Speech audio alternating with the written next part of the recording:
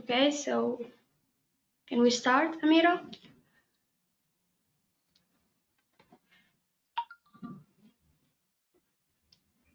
Just a minute, please. Yes, okay, thank you.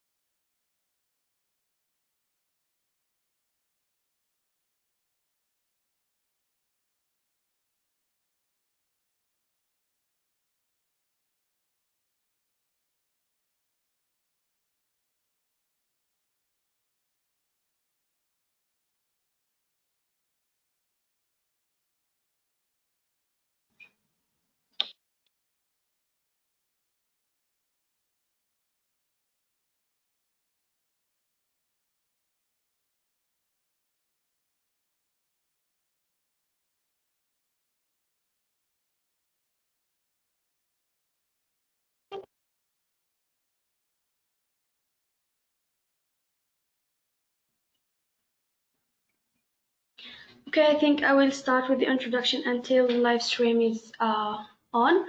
So, hello everyone, and welcome to our first session for discussion as a part of the UNESCO Futures of Education initiative.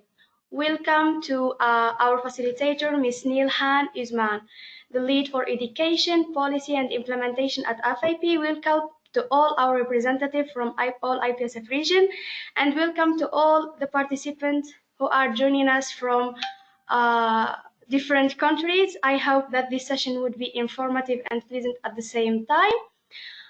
Thank you all for joining. So now I will be giving the floor to Mr. Usama Madadi, the President-elect in IPSF, for some encouragement and introductory speech. Mr. Usama, the floor is yours.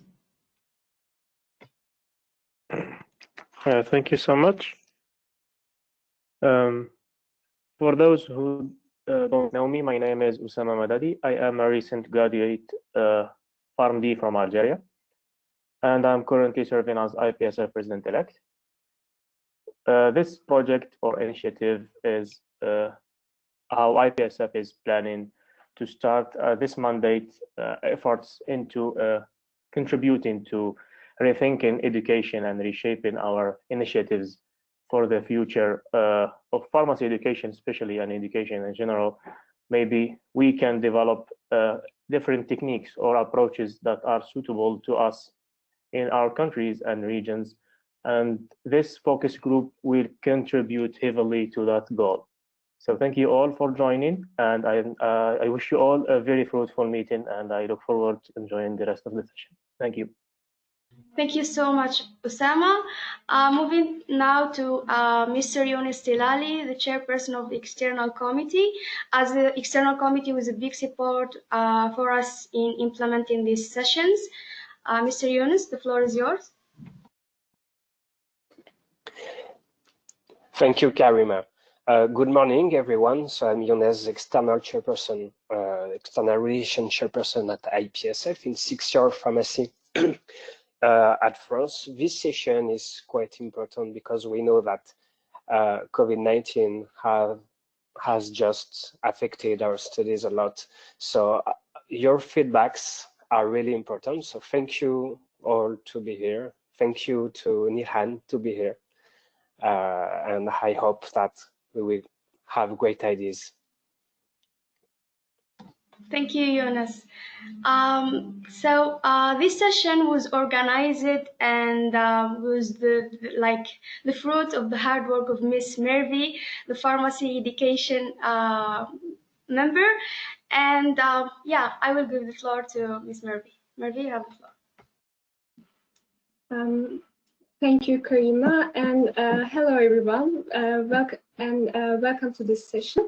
My name is Emine Merve Yıldırım. I'm a fourth-year pharmacy student from Turkey and also a member of the Pharmacy Education Committee at IPSF. So, as Karima said, I'm the organizer of this project. We are organizing this session because UNESCO invited non-governmental organizations to conduct focus group consultation sessions as a part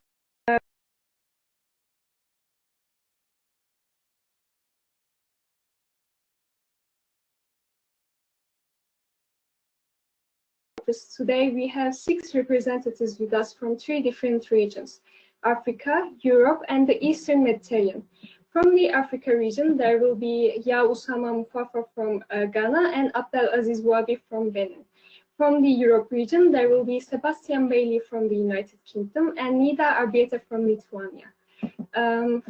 From the Eastern Mediterranean region, there will be Mohamed Abu Shamat from Palestine and Amira Ryan Abdelhadi from Algeria. And also, Ms. Suat Diab, the Pharmacy Education Committee member at IPSF, will be the note taker of this session. And we have IPSF Executive Committee members with us, Mr. Usama Madadi and the President-elect Mr. Younes Salali, the Chairperson of External Relations. And finally, our facilitator is Ms. Nilhan Uzman, Lead for Education Policy and Implementation at FRP. But before giving the floor to our facilitator, I would like to show you an introduction video. And after that, I would like to make a short presentation on UNESCO's Futures of Education initiative. Thank you.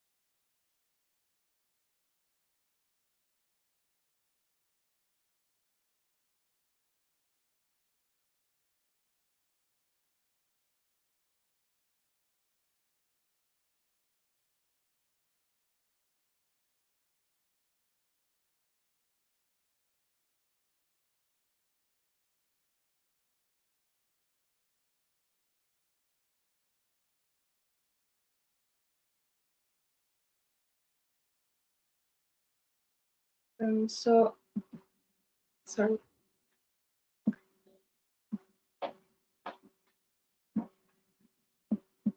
So I will continue with the presentation. Next slide, please. UNESCO's Futures of Education initiative is an ambitious attempt to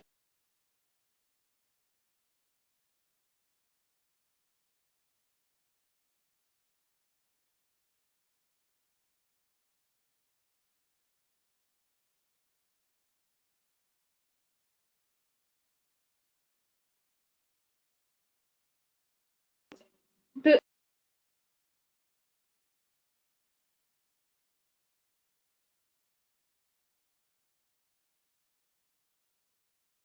precarious. This will include the release of a global report in 2021 to share a forward-looking vision, education and learning, and to serve as an agenda for policy dialogue and action at multiple levels. The report will build in a humanistic approach to education laid out in previous UNESCO reports.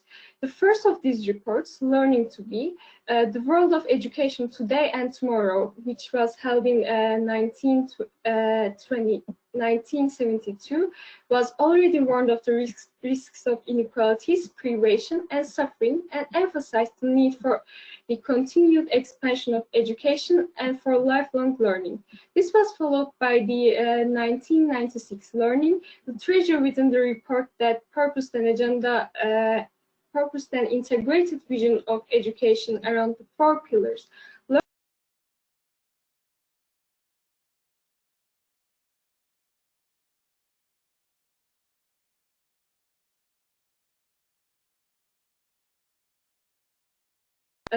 Global Common Good report reframed the purpose of education as enhancing and sustaining the dignity and the capacity of the human person in relation to others and to nature.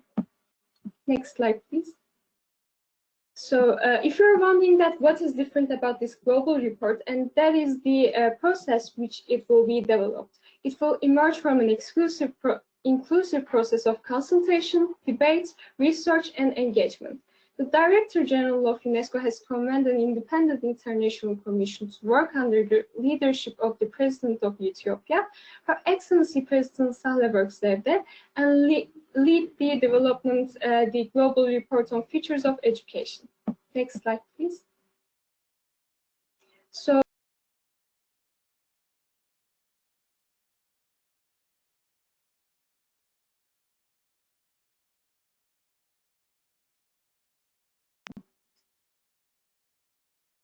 the Commission will carefully consider inputs received through a board, open consultative process that involves youth, educators, civil society, governments, business, and other stakeholders. The global consultation includes a series of online consultations, as well as more targeted in-person focus group discussions and other modalities. The report of the International Commission will therefore emerge out of a range of work modalities that emphasize co-creation, a board participatory and partnership structure, the inclusion of diverse perspectives, and the absence of pre-specified conclusions. Next slide, please. So in this part, I would like to thank our representatives for their contribution, and to our facilitator and our note-taker for their great efforts, and to the executive committee for their helps in this process, and to the other participants who are watching us right now. Thank you all. So now I would like to ask that, do you have any questions regarding the initiative? If you have, you can ask now, or you can also ask at the question and answer time.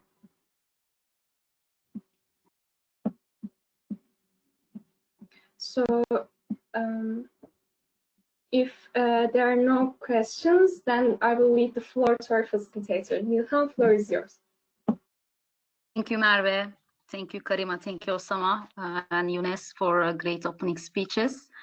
Good morning, everyone. Good afternoon or good evening, depending on where you are connecting us from. Welcome to our participants and observers from IPSF. Thank you for joining us today. Let us know by typing in chat box which country, pharmacy school, or student association you are from, so we get to know our participants as well.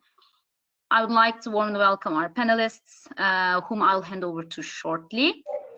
And, my name is Nilhan Uzman.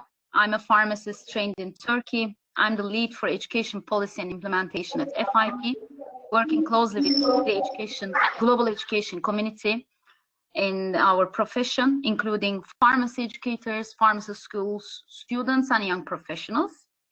I'm also the lead for FIP UNESCO's partnership program UniTwin, which is a platform for inter-university collaboration to advance pharmacy education.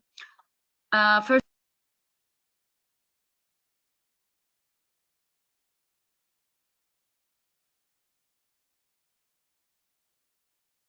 with a major global organization focusing on science and education, the UNESCO. With these focus group discussions, we will compile diverse opinions and views on pharmacy education in the post-COVID-19 world through our brilliant panelists from all over the world.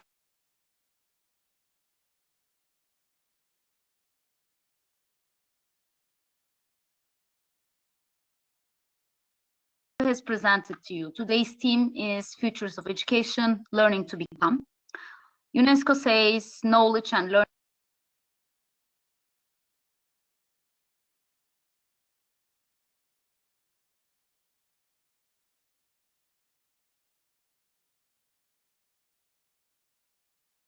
in our hands for our profession, how education and learning can enable us to become what we want to become.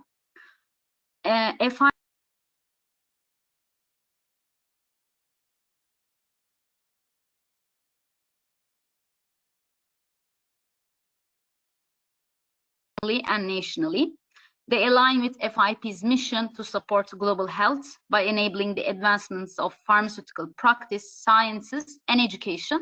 And these goals are set to transform pharmacy in alignment with the wider global imperative underpinning the United Nations Sustainable Development Goals, the SDGs.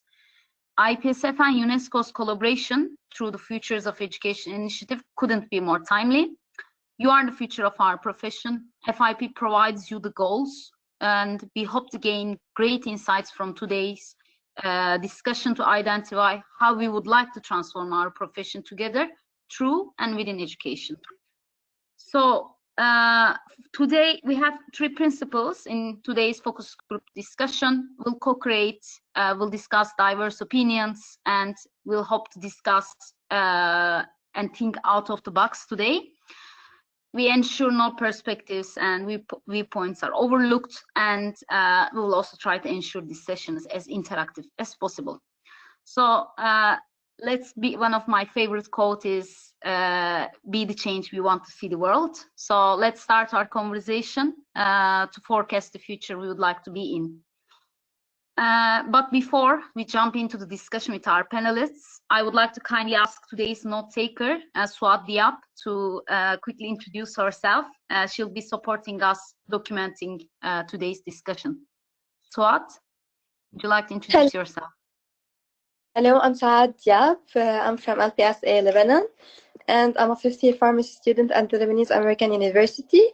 I'm currently the note taker of the session, and I'm a member in IPSF Pharmacy Education Committee.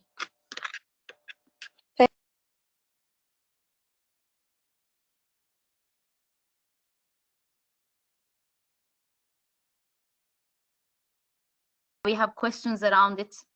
So we'll discuss the education process during the pandemic.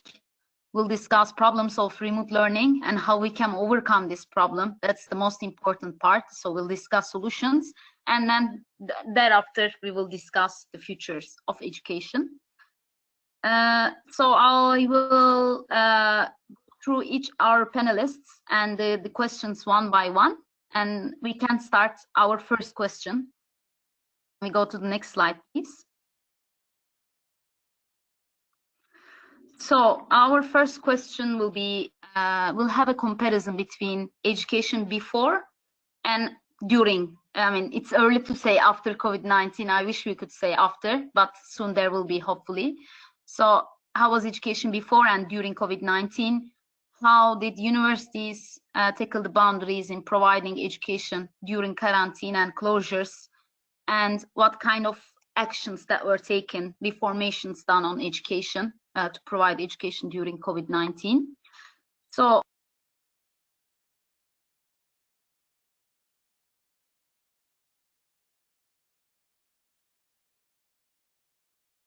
share your experience with us from Ghana.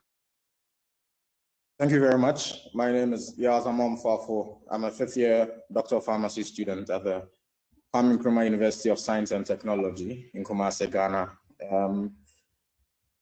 I'll be sharing my thoughts on the first question. So comparison between education before versus during COVID. So before COVID, in my university, most of the practice and classes used to be in person.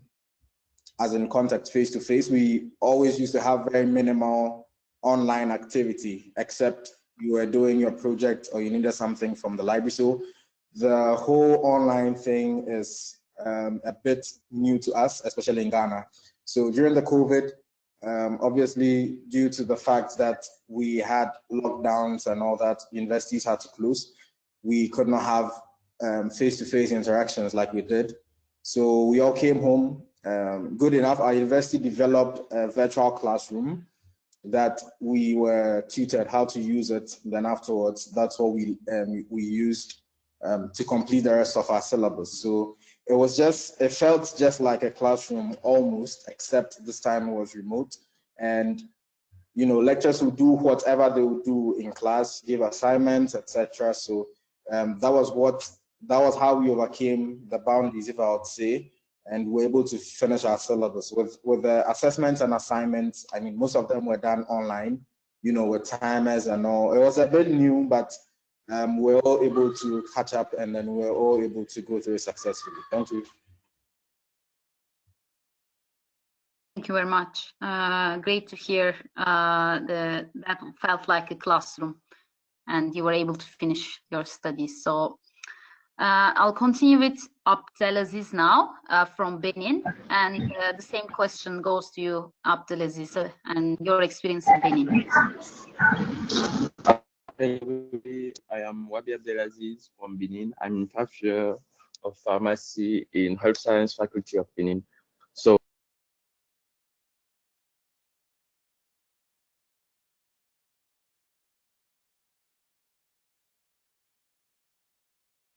the pandemic was a real disruption in our system because we were not prepared. We stayed at home for about 1 month or 1 month and a half or 2 months before the authorities started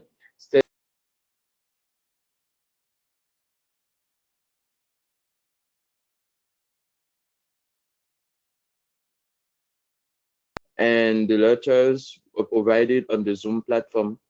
The training opportunities were reduced because some teachers were not available during the period and some others did not have the material to do so. Students were not that used to online courses, so they were not enough concentrating and there was a big loss of productivity. Hopefully after the lockdown, and some teachers did some revision with the students before the test. Health education by our association was mostly affected by the switch to online campaigns because the financial situation of people here is very critical, so they don't have enough money to buy data and to follow the webinars. So it's up. Thank you. Thank you, Abdelaziz. I think you mentioned a very important point. There were solutions, but there are inequities between countries, even within the country.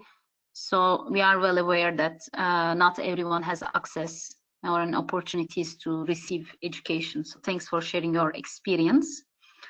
And then I'll continue with Sebastian. And Sebastian, also please introduce yourself before we hear your answer. Sure. So I'm Sebastian Bailey. I'm a pre-registration pharmacist at Basildon Hospital. I graduated from Kingston University in Southwest London. With this question, I think most universities in the UK moved to Zoom lectures pretty quickly. That imitated traditional lectures, and that was after the national lockdown in March in the UK. Both written exams and OSCEs were moved online, and from my personal experience as well, some exams required you to set up a camera to record yourself taking the exams. So it was very interesting. But pretty much everything was done from home. It was very, very different change. Thank you. Mm-hmm. Thanks a lot. It was interesting to hear that you recorded yourself to take an exam. That was a great evidence for the results. So I'll continue with Nida. Nida, please introduce yourself and share your experience from Lithuania. Thank you. So hello, everyone. I'm Nida, the 3rd year pharmacy student from Lithuania. And so before quarantine, any activities in our university was just like in any other university, so live lectures and live practical activities. However, right after lockdown, we moved to Moodle platform where most of activities were asynchronic, so all the lecture material was uploaded so that we could watch at any time. So it was an advantage because it became flexible and self-paced. And also there's less of a disadvantage for students that need more time to understand, to comprehend that information because they could watch many times. So that's an upside. However, other activities like practicals were also done online. However, clearly they're not as efficient because they're way less engaging. And it was also, from my own experience, and from my peers too, it was very easy to zone out. So perhaps since we weren't as engaged, we learned a little bit less. And yeah, so there were both upsides and downsides. However, we believe that practical skills are very, very useful. So we're waiting for the post-COVID era. Yeah. Mm-hmm. Thank you, Nida. I think as pharmacy is a profession that requires a lot of practical. We have heavily been affected. I think the education has been heavily disrupted due to practicals. So we'll discuss some solutions on that in the next questions. And then I'll continue with Mohammed. Mohammed, go ahead, introduce yourself and share your experience from your country. Thank you. Hello, everyone. I am Mohammed Abu Shamat from Palestine.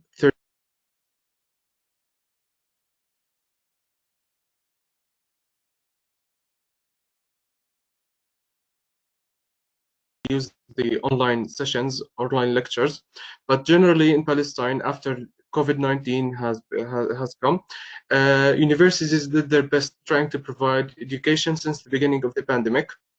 Regarding my university, as I said, An-Najah National University, it was a little bit hard in the beginning because we were not ready for something like this, and I think none of us were ready.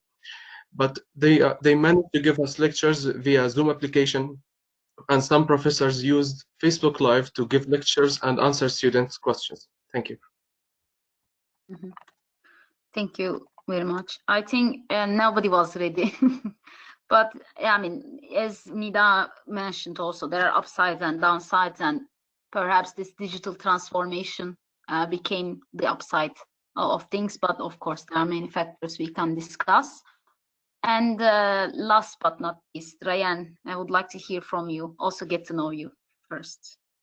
Thank you very much, Nihan. So my name is Rayan, and I'm a sixth-year pharmacy student from Algeria and the immediate past chairperson of IPSF EMRO. Before we start comparing education before and after the pandemic, we sort of need to agree that the educational system already had its own flaws and was in need of reform anyhow.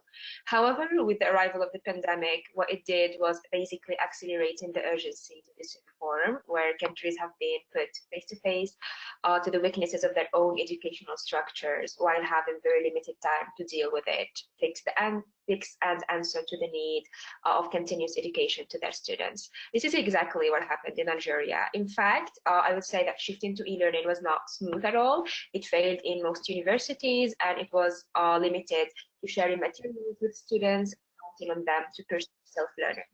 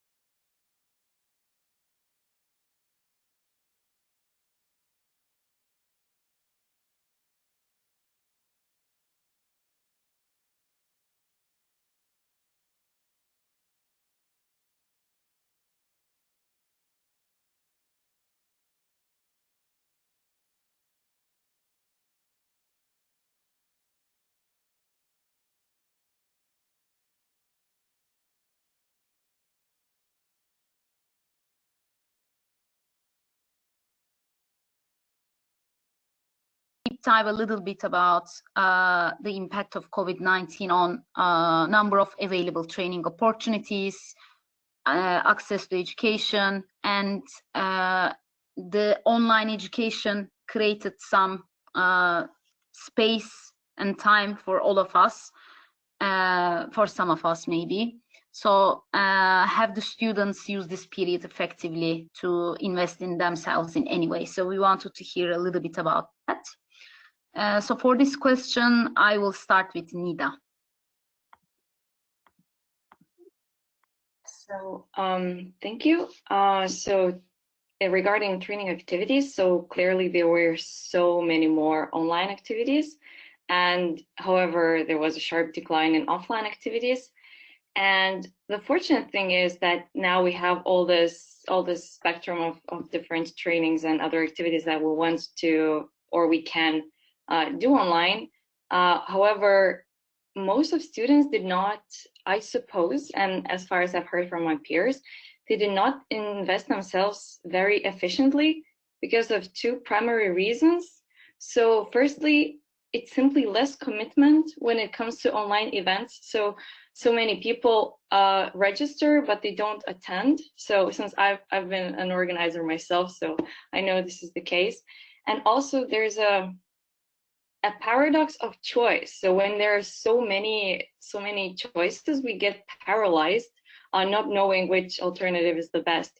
So even though there were more online opportunities, as far as I've noticed, students didn't make the maximum efforts to attend most of them. However, perhaps with time, they're going to realize the value in them.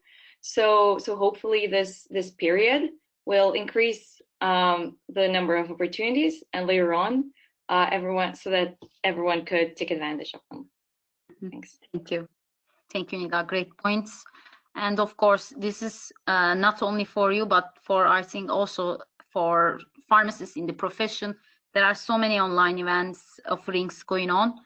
So at one point, people reached a plateau, and there is some kind of fatigue associated with that. So at this point, I think it's really important to create a balance and prioritize what you would you like to learn, because we are not robots. We also have a capacity.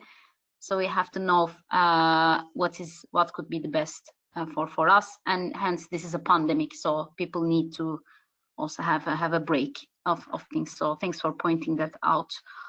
Sebastian, I'll continue with you now.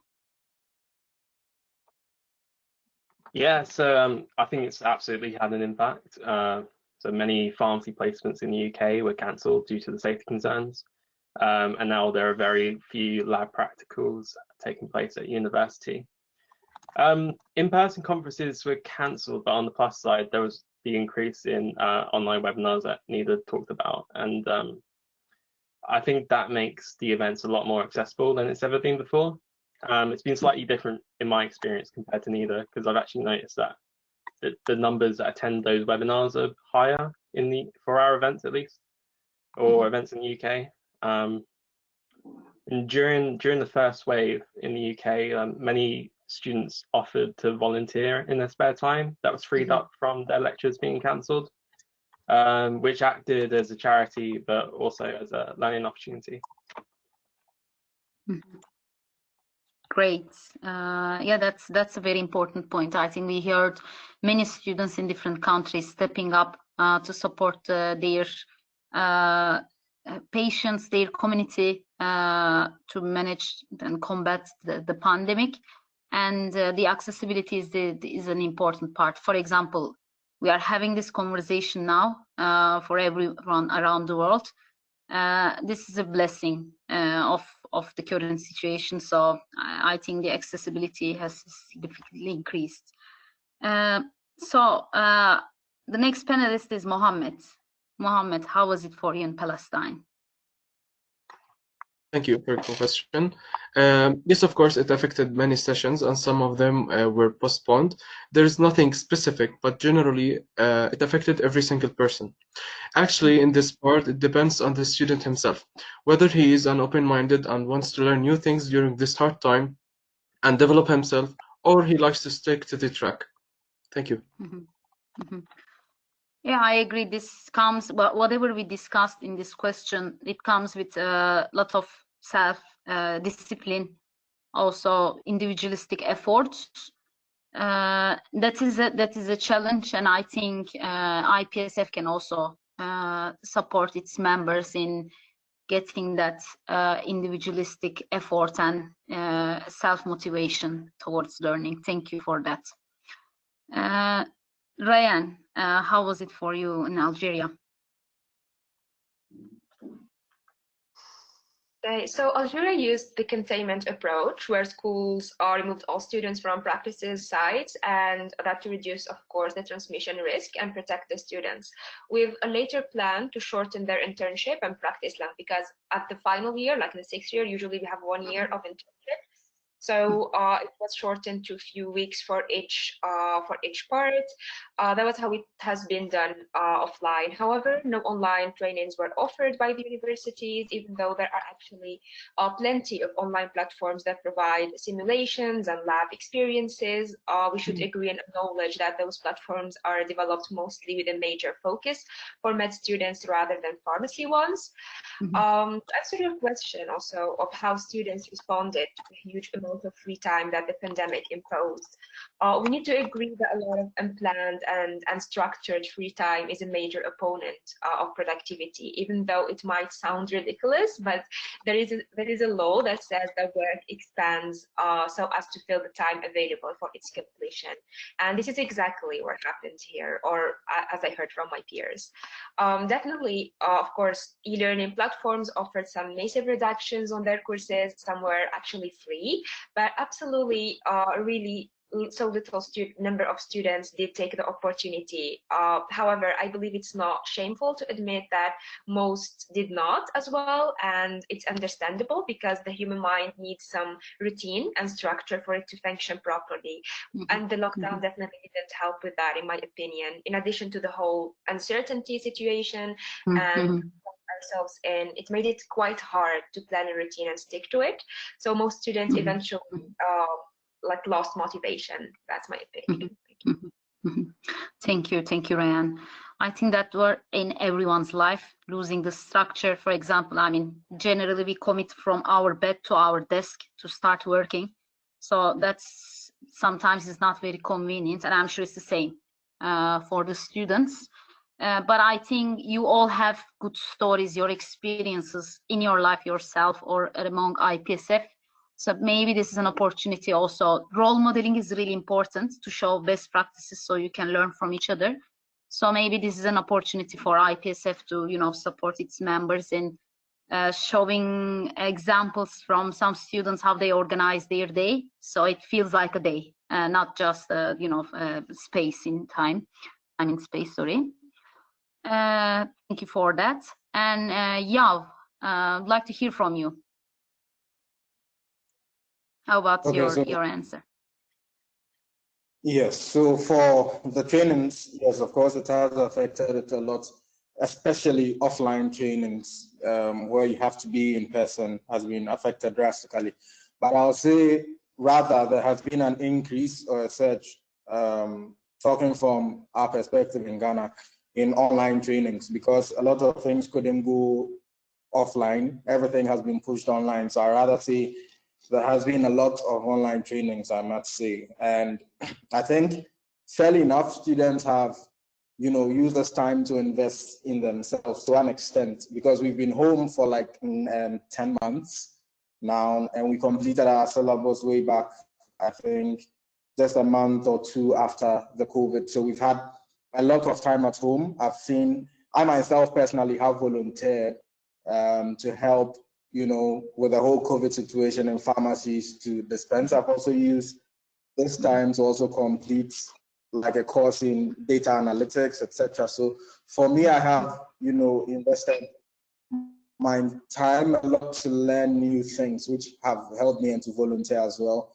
I see a lot of my friends and colleagues are also doing the same, trying to volunteer, do some frontline stuff. So I think, though I must admit some people have not been able to do this or had the opportunity to do this. So online trainings have been on the increase, and yeah, we've had the opportunity to, you know, have that breathing space to try new things and also invest in ourselves more. Thank you.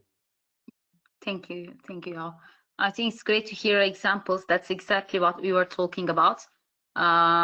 These periods can be used, not all of it, but some of it, for, you know, for self-directed learning, for volunteering in different areas. As pharmacists, we have the training and the qualifications to address many issues in COVID-19.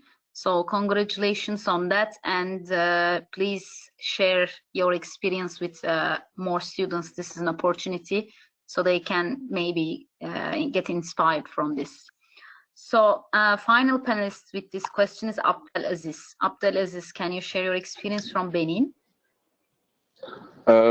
During the period, like I said precedently, there was a disruption. So there was some students who used the time to learn more on the internet and to follow more online courses. And there were students who preferred, who does something else, like, for example, I'd say, for example, making the masks for the people. There are some students who did the masks for the people and for the medical people. So we have some problems, like I said before, with the online courses and all the online activities, because there is normally a lack of concentration of the student when he's at home. And like I said before, there is also lack of money to buy data. So people in here prefer meeting the teacher face to face and making the cool face to face too. And there were also a lack of equipment from the teacher to make the courses online. So also the platform for the online courses was not ready to support all the courses from all the universities. So sometimes the platform was down and students were loading how to say, were loading the session again and again, so they become bored and they were not following the courses anymore. So I think that for the moment here in Benin, face-to-face courses are still important. Thank you, Abdulaziz. I think the human engagement part is still cannot replace anything. We all know that, but hopefully this is a period of our times. It's unfortunate that it comes to a period where most of the students are learning and becoming a pharmacist, but at least the online opportunities give some kind of sense of engagement. But in the context of technical problems, that's a dilemma, that's a paradox, what to do when technical problems occur. So thanks for sharing that. So we'll continue with our next question, but before that, I'm gonna ask the panelists again. Do you have any questions to each other? As you see, you have common issues, but also some distinct challenges. It was really diverse thoughts. So anyone who wants to comment on each other's challenges they face, is there anything you can share with each other that worked for you or for your fears, so the others or participants who are watching this session can benefit from? Any message from any of the panelists? I would like to ask a question. So since we all were faced with a problem of lack of motivation due to the disrupted structure of the day, what was your best practice to combat that? if you could share, if you found one. So please. Are you asking for this for all the panelists? Yes. Or okay. So anybody who wants to pick this question up. Ryan, maybe you mentioned about the structured day, so how was it for you? Then Sebastian. Okay, so basically what I tried to do is to put some sort of routine to build it like slowly, not go hard on myself, because at the beginning of the pandemic, I was like, oh my God, I have so much free time and still I'm doing nothing. So I was going really hard on myself. And then after discussing like with IPSF people and the rest of the executive committee, we concluded that it's really meaningless to go hard on yourself. You just need to start slow, put some sort of routine for your day. And it actually helped because we were sharing practices, and then like, okay, you need to wake up at this hour and sleep at this hour, start your day by doing this. And that's how we felt like we gained control over our lives again. So this will be my advice. Great, Ryan. Absolutely. That's something I try on myself as well, and it's the self-discipline comes from this kind of little actions. Sebastian, yeah, what is your just the same point really. It's all about the I think everyone's sort of had their own self-discipline challenges, waking up at the right time and not in the middle of the day. I was in the middle of my dissertation during the first lockdown, and it's just crazy just adapting to everything. So yeah, I would just be repeating what just got said. Thank you. Thanks, Sebastian. Thanks, Ryan. And thanks for the great question, Nida. Anybody else who wants to add on to that? I think also maybe I can add one point from our side as well. If you try to add some kind of human interaction to your days, maybe meetings like this with your classmates, your teacher, your supervisor, that is also really helpful to, you know, catch up time to time, not just to discuss projects, anything, but, you know, how was your day? What did you do today? So that adds some kind of reality to your day, that you feel like you are not in your home, but you're in your work environment in a sense. So thanks for this great mini panel discussion. So let's continue with our next question. Slide, please. So we will discuss, we are going deep dive into different topics on education. And at this question, we would like to discuss the health education projects by your pharmacy student association. So how COVID-19 has affected them. Do you have any examples? If you, for example, you were planning a face-to-face event, but it got cancelled, and have you done something specifically for COVID-19 or in the context of COVID-19, how you organize health education projects, activities with your student association? So we'll discuss again some alternatives. And then for that question, I'll start with Yo.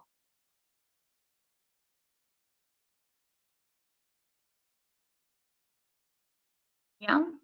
Yo, would you like to pick up the question?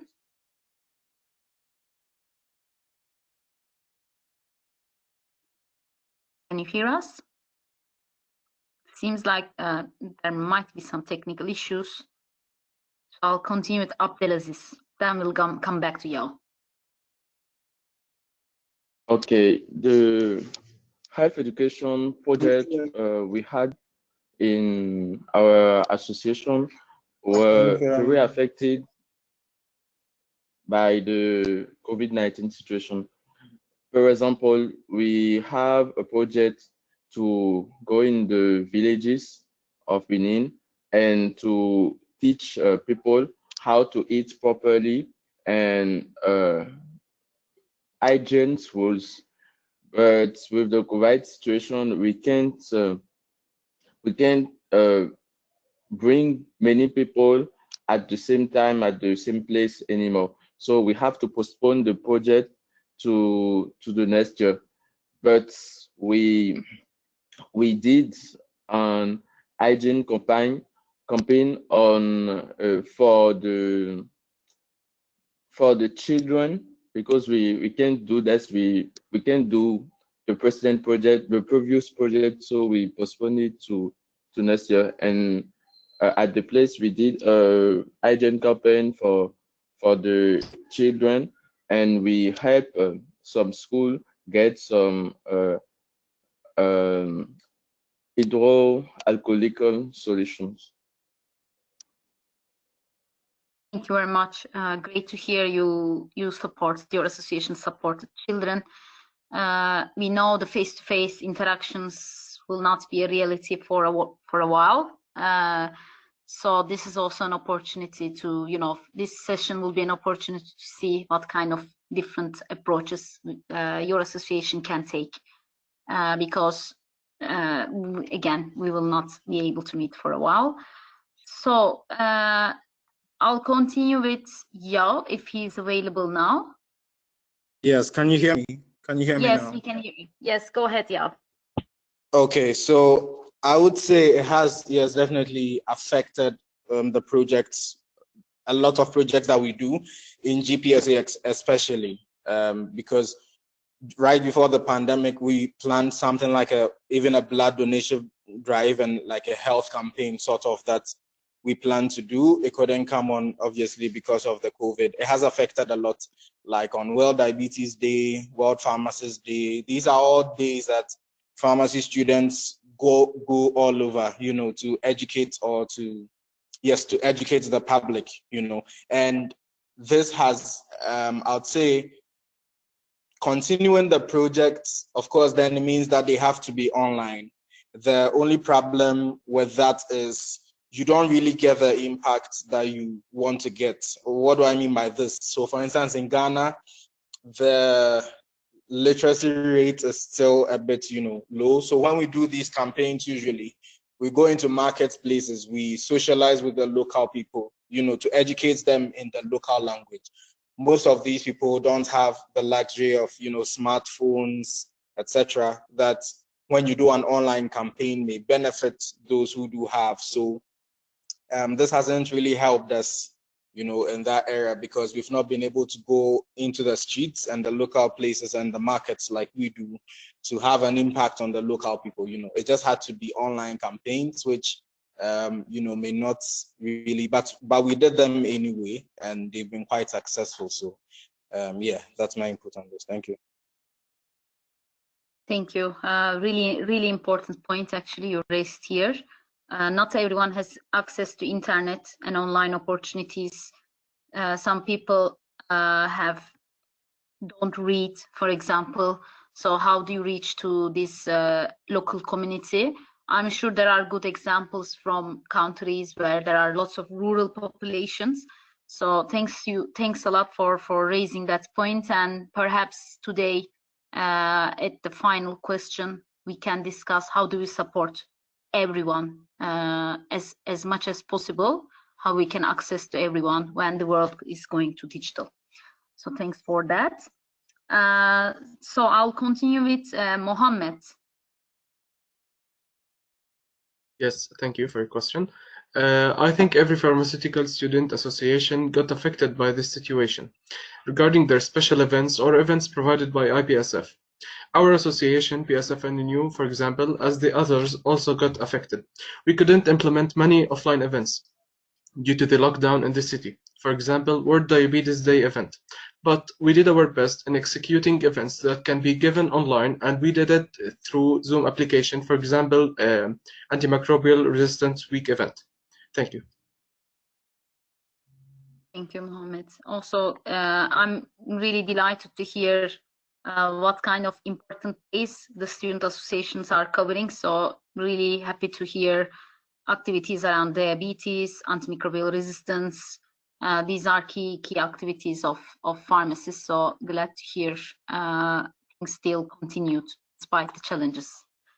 So we'll go to Algeria now. Rayan, would you like to share your experience? Yeah, definitely. So I believe that as student organizations, we have been put in the same position as universities. We face the same challenges. However, maybe we have been like slightly more equipped with technology knowledge, where as youth we were probably more familiar with the different tools and platforms out there. The main challenge we encountered is the overall atmosphere of uncertainty, fear, and chaos, and people were not really engaged in participating in our events. However, what we try to do is to take our educational projects and utilize more workshops, discussion panels, podcasts, peer education initiatives, and online youth summits rather than the regular lecture-based projects we offer usually in the university or in public places. For public health initiatives, online platforms worked perfectly for us. We had higher reach. We tried to cover topics that we felt needed from the public, such as automedication, antimicrobial resistance, domestic violence, mental health, climate change, and of course we emphasize on playing a major role as pharmacists in spreading awareness about COVID-19 and also fighting the epidemic.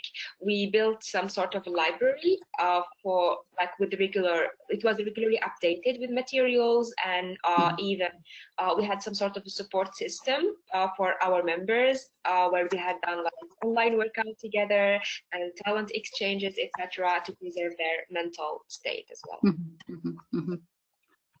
Thank you. Great examples. All to be noted. Glad that we have Suat with us, so taking note of these discussions, so this can help other associations to to do the same.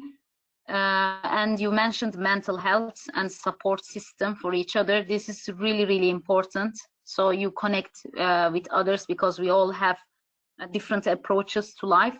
So I think the solidarity among students through the student association is really important to preserve our mental resilience. So thanks for mentioning that. It's great to hear activities around that. I'll go to UK now and discuss with Sebastian.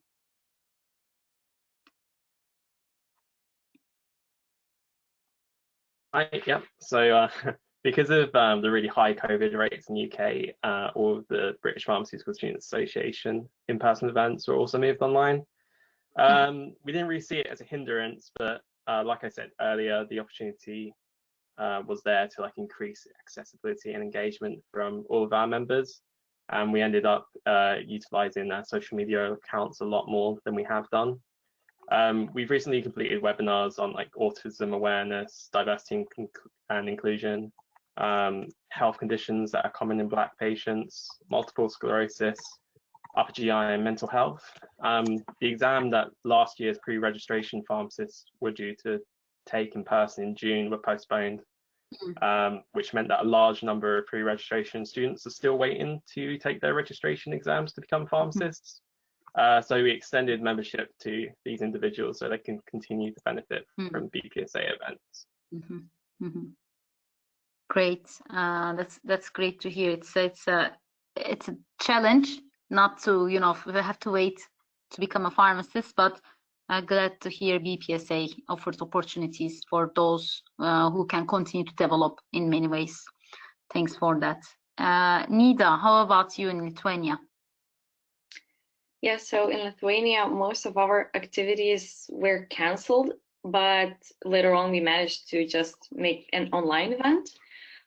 So when it comes to internal trainings,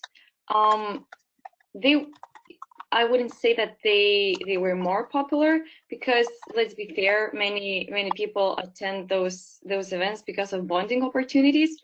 There's way less bonding through computer screen, However, we doubled down on our social media platforms, and we have done so many more public campaigns. So about antimicrobial resistance, World Diabetes Day, about women and men health, and so on.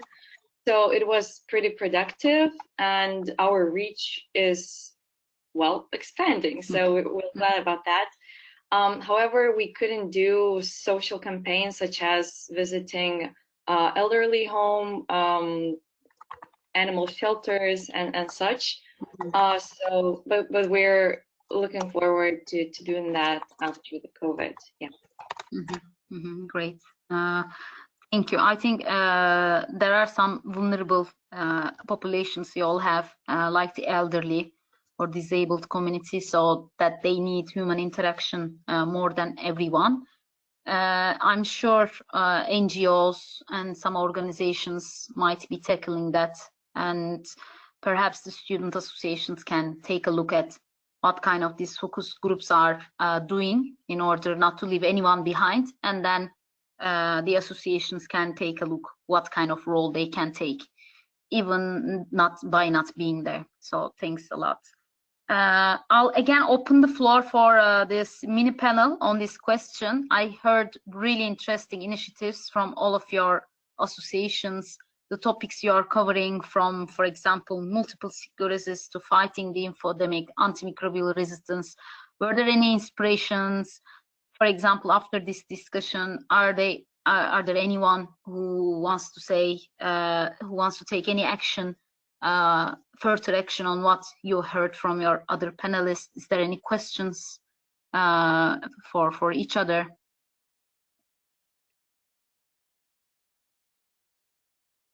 No? Okay, so we'll continue with our next question. In our next question, next slide, please.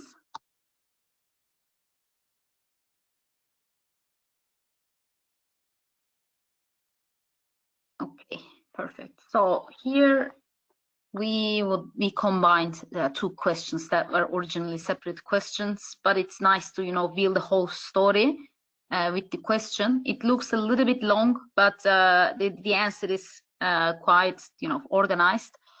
So we wanted to hear some of the challenges and concerns about the education system during COVID-19. So we discussed some of them, especially when we were discussing how your institution done activities, actions in order to tackle the education challenges. And as we also discussed, the importance of experiential learning and practicals in a journey to become a pharmacist, pharmaceutical scientist.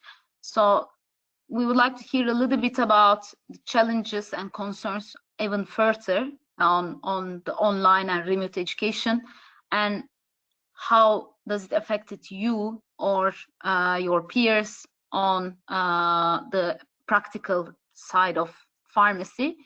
But we will not stop with just discussing the challenges. Then I will ask each panelist some solutions on how to improve effectiveness on online remote education by using technological tools for interactive education, or some other tools you may have, because as we discussed, not everyone has access to internet. So let's start with this interesting discussion with Rayan.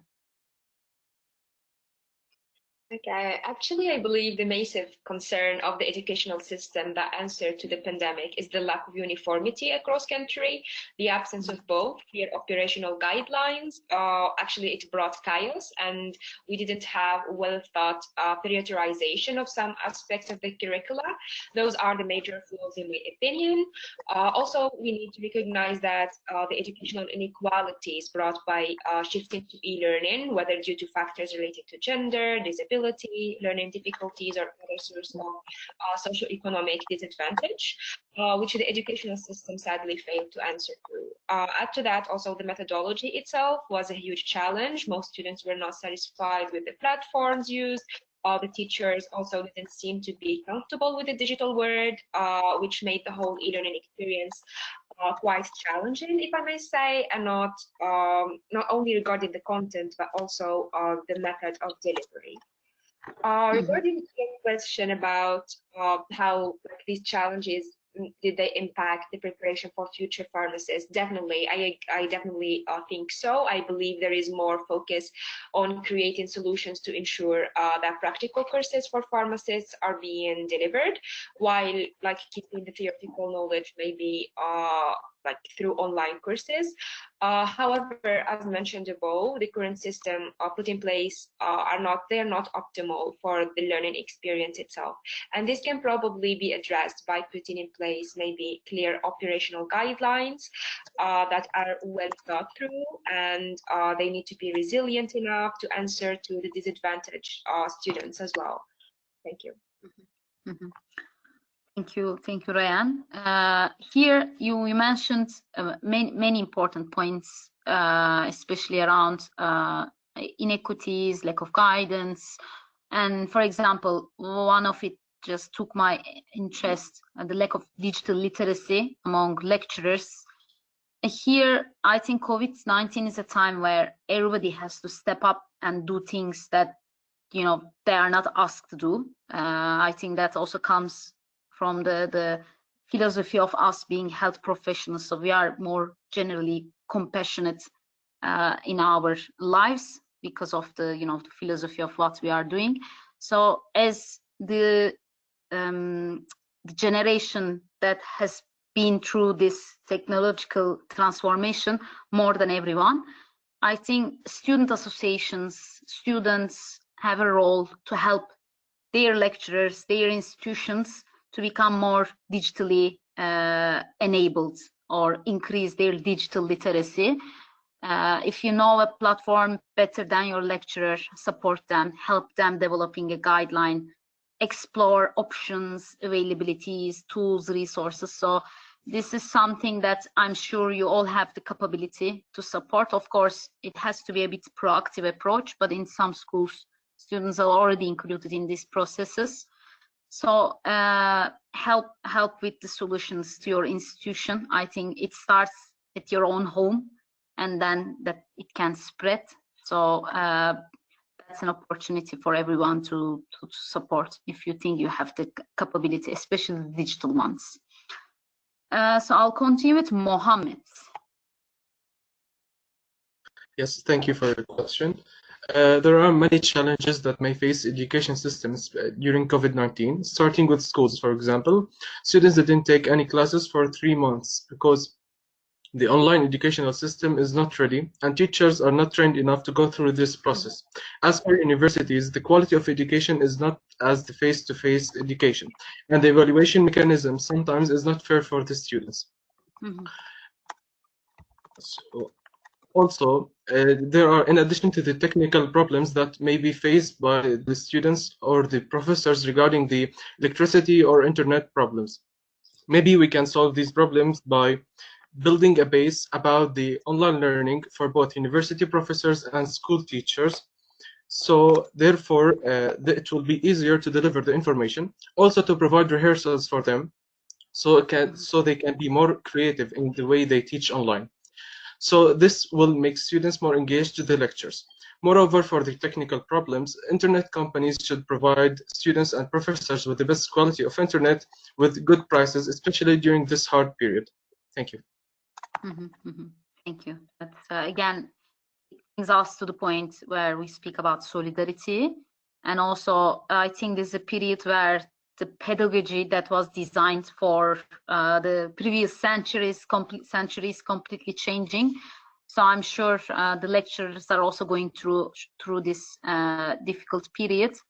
But at least since we have been in the pandemic almost a year, everybody has great learnings, and especially externals like the internet companies should step up here to support, as education is always at the center of the society. So thanks, Mohammed, for your answer. I'll go to Nida now.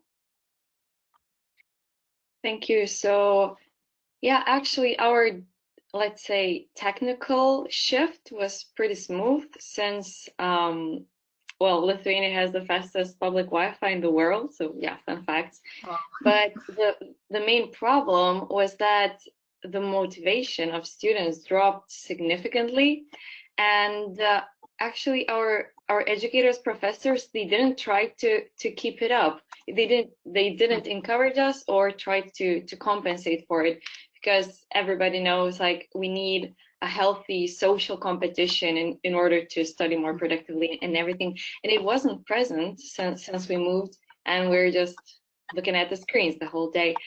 So, well, but since information is very accessible anyway, it wasn't a problem with theoretical knowledge. However, practical part was severely hindered, since lab skills, compounding skills, also clinical pharmacology activities, they were all not available live. So we had to learn theory about it, and clearly it's not the same. So we hope that, like, for those students who had modules on these practically important things, we'll have some kind of compensatory activities, that because we still need those skills, because what if not experts should we become? So and our suggestion for improving effectiveness would be to do more quizzes, because it was the savior part of all the, let's say, lectures and practicals, because it's a little bit of competition and it's engaging, and also by testing yourself, you get to overcompensate for the wrong answer, so you actually make that information stick. So yeah, this would be our suggestion. Great. Thank you, Nida. I think the health competition is always helpful, because, you know, there are some certain behavioral traits we all have. So I think the pedagogy, again, the way of, you know, teaching is going to transform with this kind of putting these elements into online life slowly. So thanks for pointing that out. Sebastian, how about you? Yeah, so I think a lot of the problems with online learning now is that online lectures just tend to imitate in-person lectures, which isn't necessarily the most efficient way of using the opportunities that online teaching brings. Even when connection issues aren't the problem, online lectures are difficult to engage in and focus. And this is made worse when most students' home environments might not be the best place to learn, with distractions and household responsibilities to deal with. I also strongly believe that students not seeing their peers and being isolated will lead to like a lot of mental health issues in the future, or currently, that aren't being dealt with properly. So yeah, this lack of like effective learning combined with virtually zero practical pharmacy experience is going to lead to pharmacists who are underskilled, underworked, and mentally exhausted by the time that they join the workforce. And I think that the prospect of online teaching carrying on to the future is going to make people really not interested in going to university. And I think it might lead to a problem in the future with like lack of recruitment, with less people coming into the profession.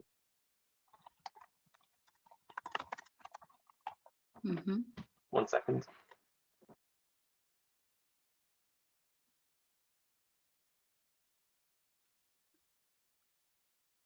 Okay, let's So I'll continue. Go ahead. Okay. So I think it's important that students continue to be taught, but I think it's quite clear that simply transplanting the physical lectures into like an online environment isn't the best engaging way of dealing with the issue. I think some of the benefits of online learning are the opportunities for lecturers to prepare, like sometimes months in advance for lessons. So instead of imitating lectures and doing like a one-off session, so to speak, universities can like invest in technologies and produce like high quality structured lessons that can be watched on like a platform like YouTube, and it will create like a illusion of like a one-to-one teaching environment. And these can be rewatched and used again in future year groups. But these videos can also be supplemented by like one-to-one with like a tutor or a lecturer to give pastoral support and to like reconciliate like the knowledge that's learned from the videos. So yeah, and I think this level of quality is kind of needed, because at the moment, I mean in the UK we pay a lot of money for university, and I don't think that quality is being reflected in the like what we're currently been getting with Zoom lectures. Thank you.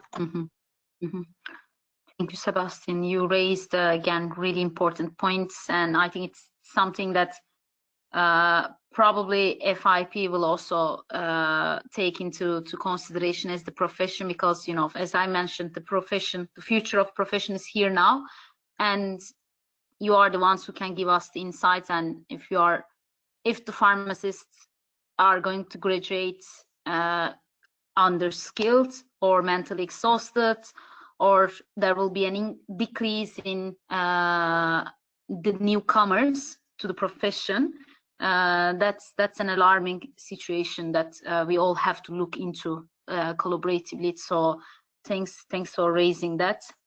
And I think the solutions you suggested in investing in more technology is a must for many of the schools who has gains from students. So thanks for your answers. I'll continue with Yao now. Yao, are you there? Are you available to connect now? Yes, I am. Can you hear me? Yes, we hear you. Go ahead.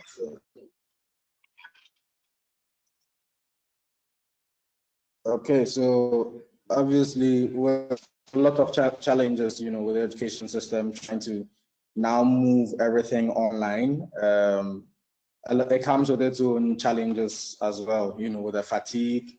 People are tired of, it's tiring having an online course, but I think the lecturers are also trying their best to find means and ways around this. Whether it will affect the future preparation of pharmacists, yes, it's going to affect the future preparation of pharmacists, because then we would have missed out on a lot of practical sessions. And with the way our profession is, it's a very, very practical profession. I mean, you can't do everything just online or theoretically and then expect it to work. So of course, it's going to be affected in that area. And to improve the effectiveness of online learning, of course, we can, you know, have a students-led approach in a way. The universities need to take a lot of feedback from the students as to how they want the studies scheduled as well. Because one problem we had in our online is the university just gave us everything with timelines and timetables, and it ended up affecting the students a lot with their schedules, because some of them were too tight and we were not able to do much about it. So around access to technology, you know, data, etc., especially those in the rural areas have to move to urban areas or find ways to complete their online education, which can be challenging. I think one way which we can also encourage online learning is to encourage innovation, because I realize that even in this time of pandemic, you have students, especially my association, doing very innovative things with what they've learned in school, like people producing hand sanitizers from like aloe vera and some, you know, at home, like using home remedies and then all that. We even have people who have managed to develop like automated hand washing machines. It's because they have time on their hands and they are thinking and they are being innovative and creative with what they do. And this may not like directly improve online, but if you are able to make the practice in a way that is, make the teaching in a way that is very practical, something that can be done, or allow students to think outside the box and be innovative, it will also encourage them to be interested in learning more. Thank you. Thank you.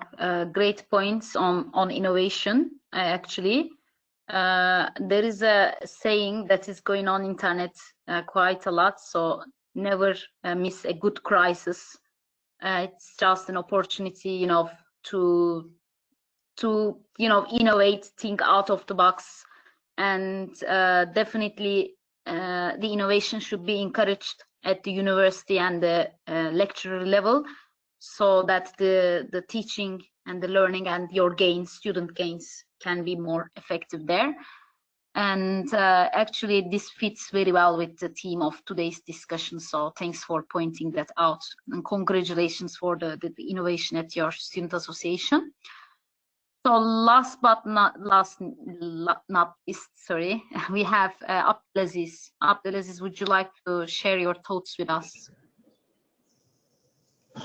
Okay, like I said previously, the problems, the lack of concentration of students when they are home, lack of money to buy data and to follow the courses, the platform is not ready, and the lack of equipment. So there is not practical activities anymore because they are postponed or cancelled, and there are not option yet to do the practical activities online. So another big problem of our system is that the student is not at the center of the educational system. The teacher is instead at the center. So since the beginning, since we are pupil, we are convinced that the teacher presence is needed to be more productive or to fully understand the lectures. So with the COVID-19 situation, the students are a little bit lost. So the solutions are simple and they require financial investment and devotion. So we should start first by a poll to know how the students are motivating where they are working from home and what are the real needs so as the conditions to be created to facilitate the learning from home. Education authorities also have to help provide the materials for the online courses to the teachers and the internet connection to the students by installing, for example, a Wi-Fi connections on the campuses or by making the platform data free, the Zoom platform, for example, data free.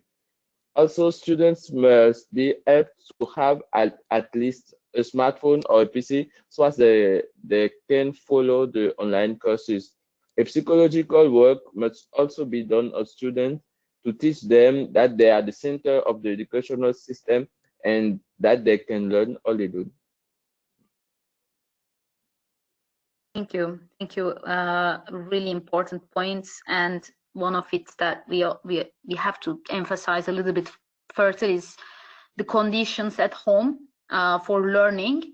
Not everyone has their own individual, place. Some of them have to leave their dormitory where they had continuous access to internet. So there are many, many challenges.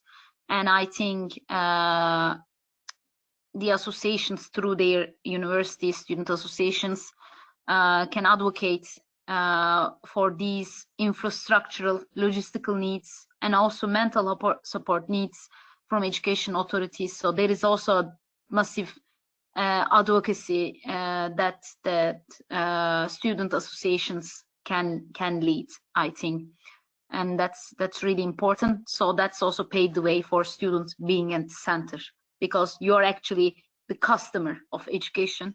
So then you have a right to say and raise your voice on that issue. So thanks for that point. So again, I'll open the floor for discussion, but because as we continue to deep dive into the topic, now we see very diverse needs. First, we discussed online issues, but then it changed from region to region, from country to country. One country has the best Wi-Fi speed, the other country doesn't have it in rural area. So there are this kind of disparities, but also innovative minds here.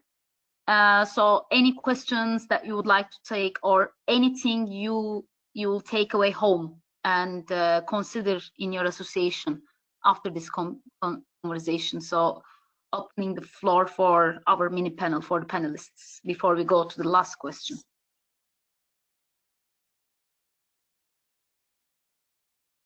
Okay, so I would like to have a say if I can. Okay, go ahead. Of course, go ahead, Nina. I heard one very, very important sentence, that students should be the center of education system. And honestly, it doesn't feel like this right now. So, and that kind of encouraged me to think maybe through our students association, we could do something so that we would be taken more seriously. So, and that way everyone would benefit from it. So thank you so much. I agree. That was a really powerful and important statement. You are the future of profession. You are going to deliver it. So without you, there is no pharmacy and pharmaceutical sciences. So be aware of that power. And Sebastian has mentioned, you know, the education is kind of changing. So how we are going to graduate, what kind of a pharmacist you are going to become. So these questions are, I think, worthwhile tackling. So I really like the conversation here, really important. Okay, so let's continue with our last question today. And I must say, this is my favorite question of all, is to, you know, discuss some proposal solutions for development of pharmaceutical education during and after COVID-19, based on the experience we gained during the pandemic. So as I mentioned, we have been almost a year through this pandemic, and we all have our learnings. Trial and error is the best way of, I think, you know, developing new approaches. So let us know your, you know, out of the box ideas and solutions for pharmacy and pharmaceutical sciences education, or perhaps education in general. So I'll start with Yao, the last question. Okay. Thank you very much. For this, first of all, I'd like to say that there's a time the COVID, of course, is going to end, and we need to start thinking about that, as we've rightly said. So for me, the most important thing is trying to tailor what we are doing online in such a way that it's able to meet the period where we are able to meet back in school and have, you know, face-to-face interaction, especially with the practical aspect. So we need to start thinking of how to develop the online studies, because in our part of the world, you realize that the practical aspect is usually minimal and you have a lot of theoretical things going on. So if COVID should have taught us anything, it should teach us that we need to find a way to merge, you know, these two in a way that when we get back to school, we are not behind, and then we're able to, you know, move on with studies effectively. Also, for pharmaceutical, with experience that we've gained, it teaches us that students are very innovative when they have time on their hands. They're able to think outside the box. So I think the education going forward should encourage innovation, and everything shouldn't just be based around, you know, studying, but there should be the freedom as well to explore new things, to try new things, to encourage students and to motivate them to, you know, bring about the development of new things and tools outside, not necessarily, you know, only what is being taught in class, but what they can also, you know, bring on board outside their studies as well. So we need to look at these two very well. And with the experience we've gained, especially in our side of the world in Africa, it tells us that we should pay more attention to online studies, because when these things happened, a lot of us were lost, and we never thought there would come a time where there would be a pandemic and we would have to rely so much on online studies. So we need to look at it very more, because you realize that even some students who are at the university level are finding it difficult using some very, very basic softwares, you know. So we need to really care, because it's been a very major problem going forward. We need to find a way of making education, even after the pandemic is over, find a way of using technology, both online and then offline methods to teach, so that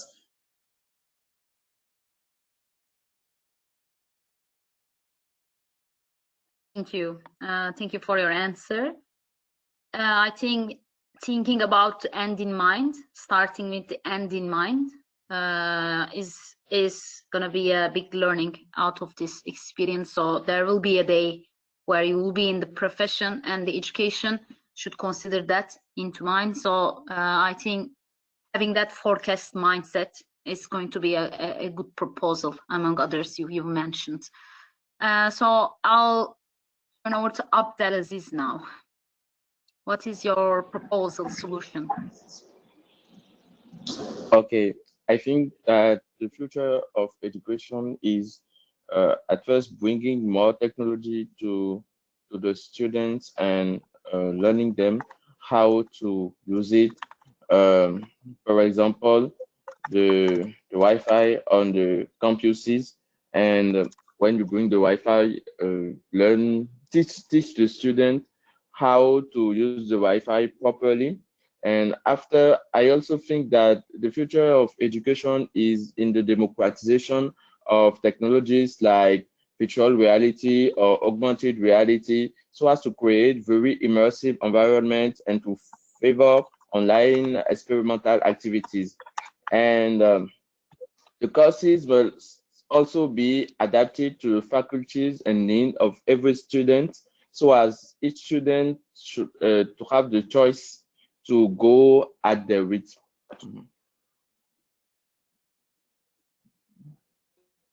Thank you.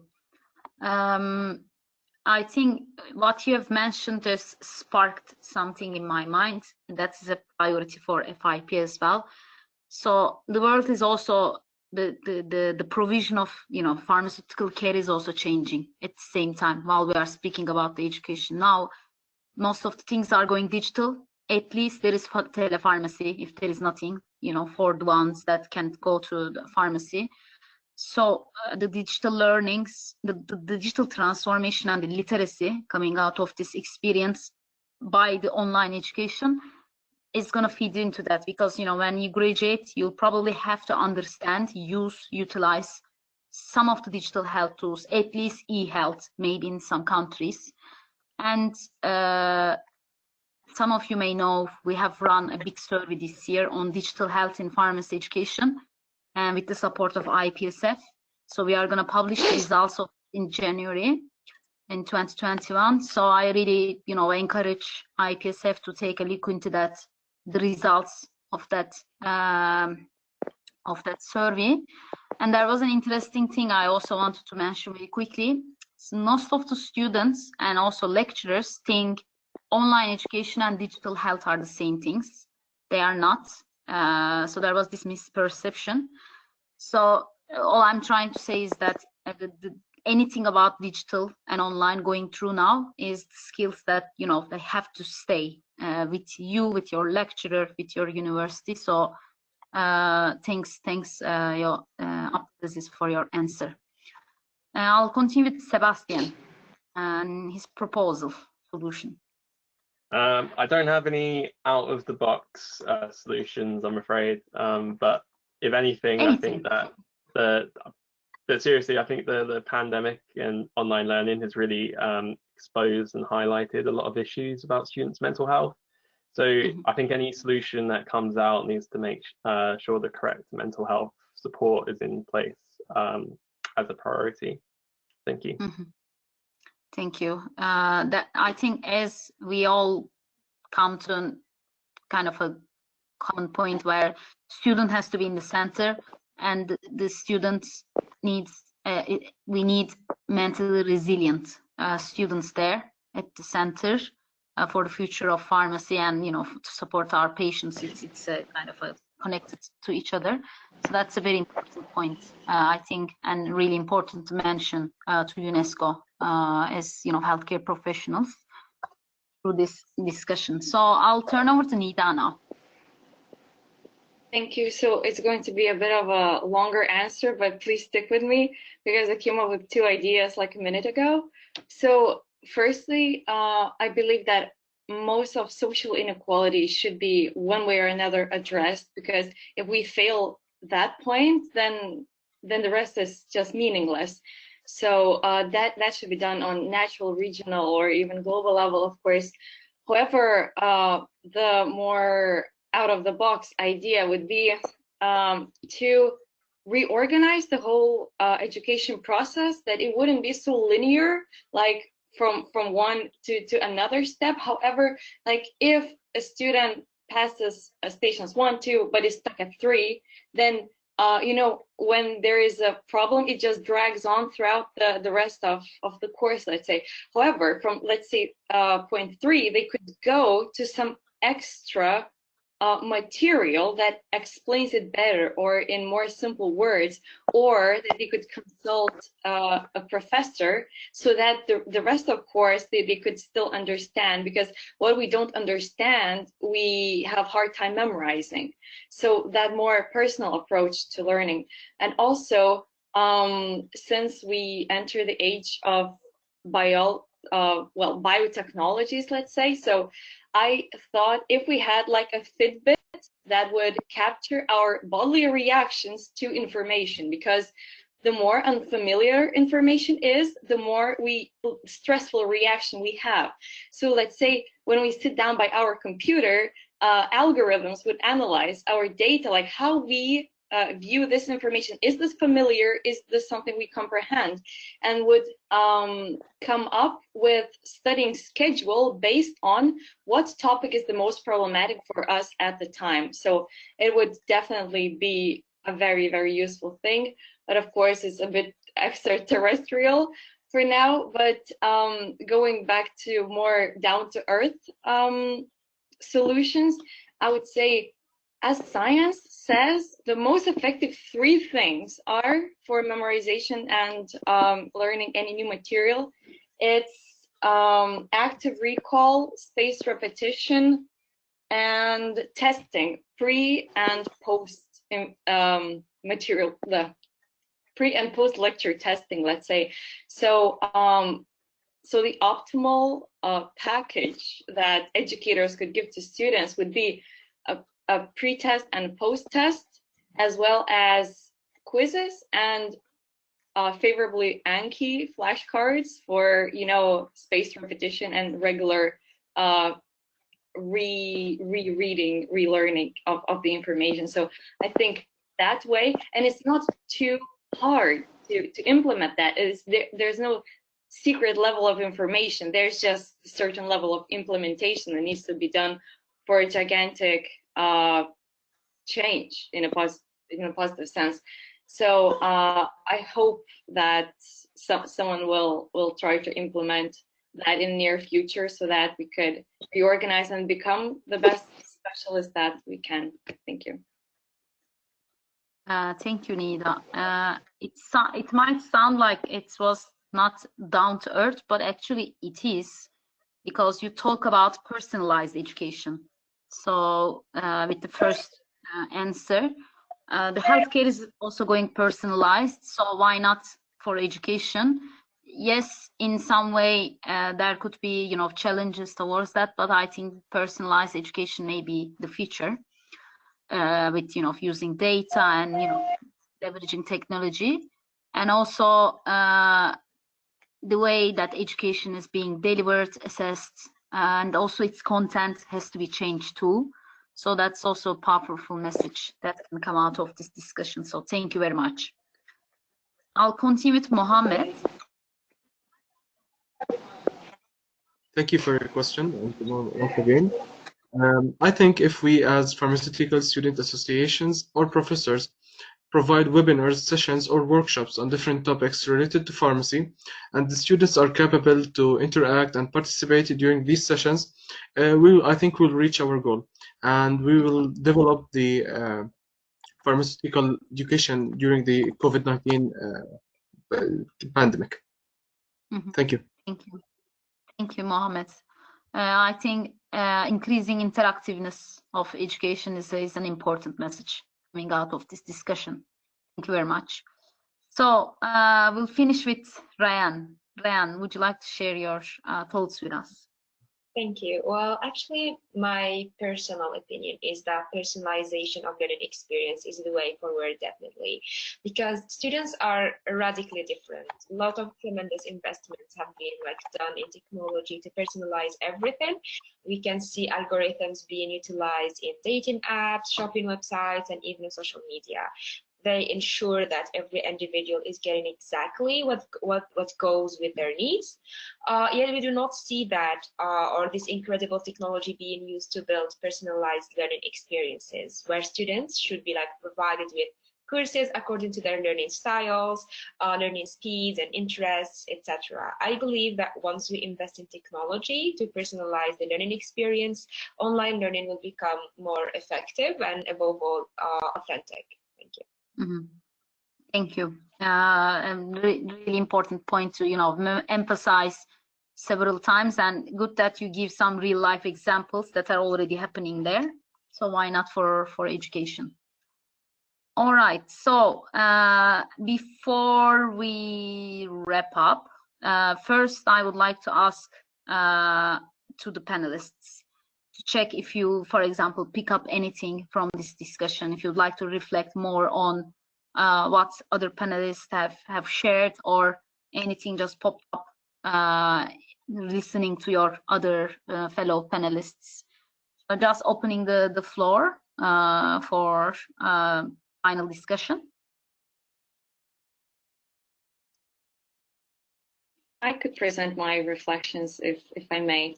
So throughout this discussion, I realized that there's so much more to be done in terms of what students could do themselves to improve their let's say skills to learn, as well as what could universities do to facilitate this difficult period for students. Also, students associations should not imagine that is any harder to do their mission and to educate public and to organize campaigns.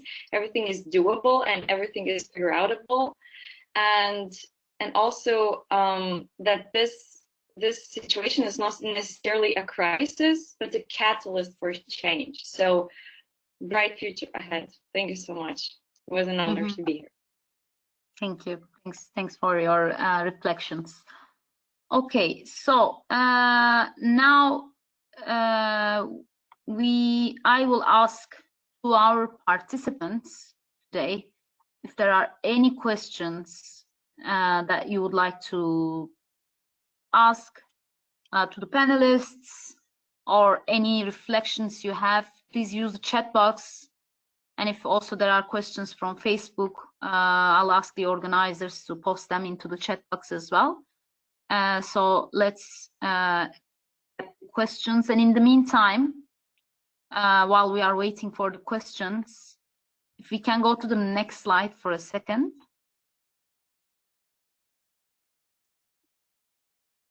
Yes, so Merve has posted some links to the chat right now that you can have access to, and there is also a 1-minute survey on top 3 challenges and purposes of education, and you can also share your thoughts and submit an original artwork to UNESCO. So as you know, today's discussion is going to be a part of a global report to be published in 2021. So you can contribute to that and learn more about the project through the links that are just shared on the chat by Merve. Is there any question? I'm checking the chat now. We don't have any questions right now. Is there any question from Facebook as well?